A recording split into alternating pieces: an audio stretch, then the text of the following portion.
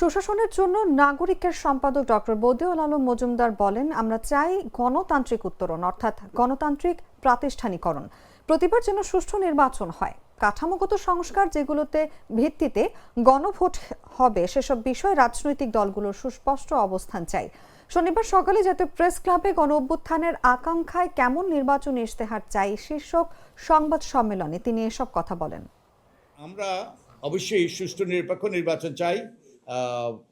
আমরা যে আগামী ফেব্রুয়ারি 12 তারিখে যে নির্বাচন হবে, আমরা আশা করি যে এটা গ্রহণযোগ্য নির্বাচন হবে, কিন্তু এটাই যথেষ্ট নয়। আমরা চাই গণতান্ত্রিক উত্তরণ, অর্থাৎ গণতন্ত্রের প্রাতিষ্ঠানিকরণ।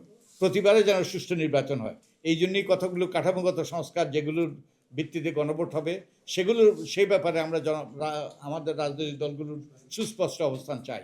তারা এই কাঠামোগত সংস্কারের হ্যাঁ ভোটের পক্ষে না ভোটের পক্ষে আমরা নাগরিকরা যেন জানতে পারে সুস্পষ্টভাবে। যদিও তারা অঙ্গীকার করেছে যে জুলাই জাতীয় সংসদে তারা অঙ্গীকার করেছে এগুলো বাস্তবায়ন করবে, কিন্তু আমরা তাদের ইশতেহারে এটা যেন সুস্পষ্ট লিপিবদ্ধ থাকে তা দেখতে চাই।